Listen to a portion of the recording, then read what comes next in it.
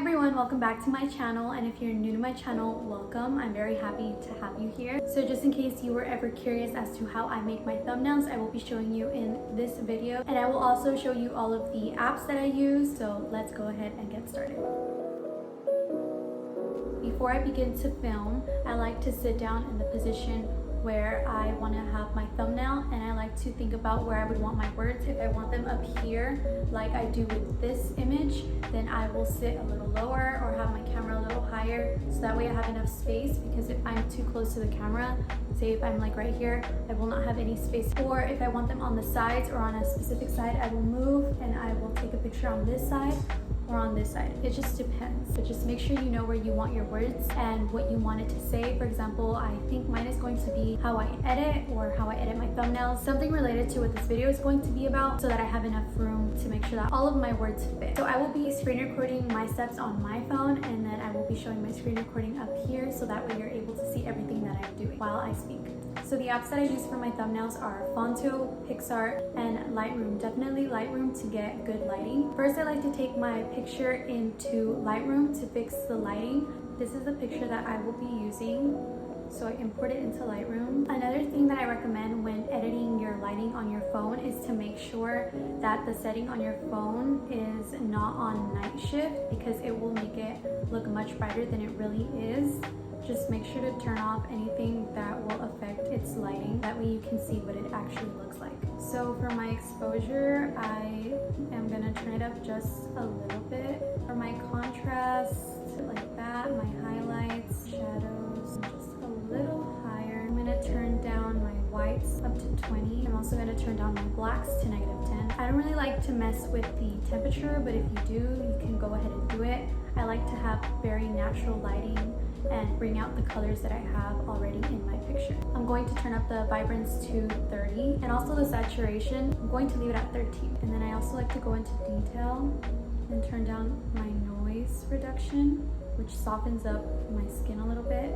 So that's the before, and then this is what it looks like after I've turned down the noise reduction, or I've turned up the noise reduction, my bad. So I'm going to leave my noise reduction at 60, and I just leave the color noise alone. Okay, so this is what my thumbnail looks like for now. So now that I'm done, I'm going to export to camera roll. Now that it's in my camera roll, I'm going to take it to Picsart, and I begin to outline my body to make myself look like a sticker. So there are two places on this app where you can outline yourself, but I don't recommend the brushes, because that one changes the size as you zoom in and out, and you will be doing that constantly as you try to fix certain areas. For example, with this one, that's when it's up close.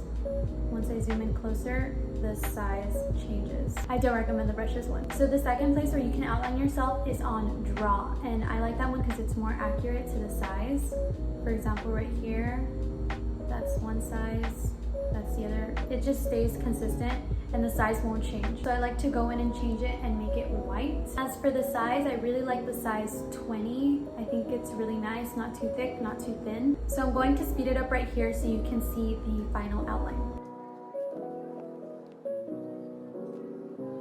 So once I'm done making a sticker out of myself, I am going to save draft, and then I head over to Phonto. And Phonto is where I add all of my text. So now I hit the camera icon in the middle, and I go to photo albums, and then I select my picture, and now I can begin to add text. So I'm going to name it how I edit my thumbnails. So once I've selected what I want to name my video, or what I want for my thumbnail to say, I change the size. For this video, I want my text to be above my head, so I'm going to shift it to the center. And if you don't know how to center it, you select move, and then you select the center, or if you want it right in the middle of your thumbnail, you would push the second option. Since I want mine to be at the top, but I want it to be nice and centered, I'm going to select the first option.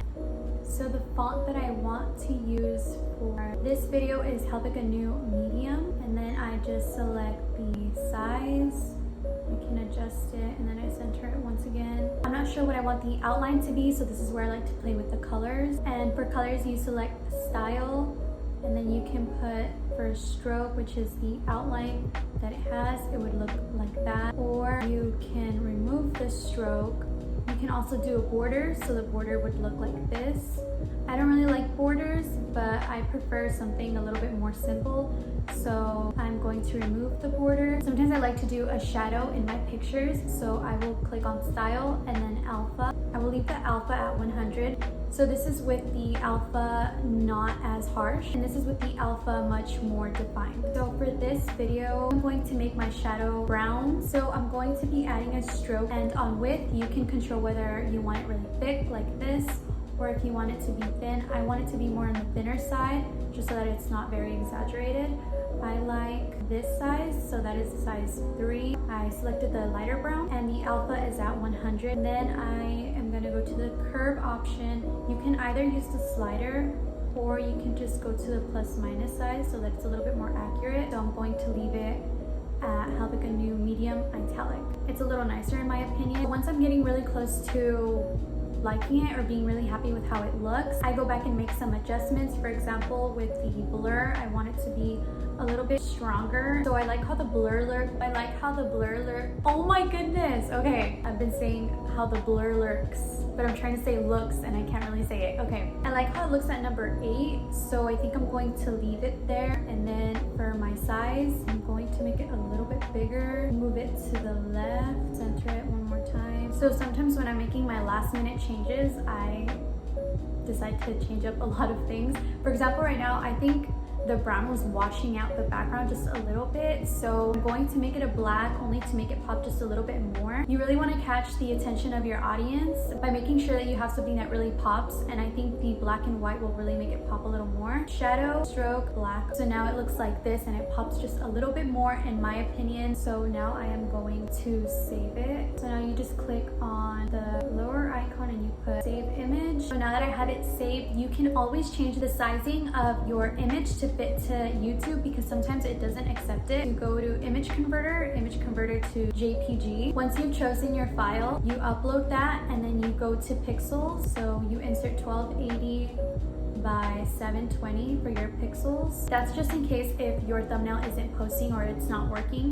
You can also change the pixels of your image on your MacBook if you have one by going to the settings on your image and adjusting the size. I will show you up here how you can do that. It's much easier and faster that way as well. That's how I like to do mine sometimes. And so there it is. That is how I make my thumbnails. That is all I do. And usually if I have other pictures or icons, I like to go to Google, download it as a PNG, and then once I download it, I just upload that same image to the picture and it'll come up as a little image or an icon for my thumbnails. But that is it for my video. Please let me know if this video helped you out. Thank you so much for watching, and I will see you in my next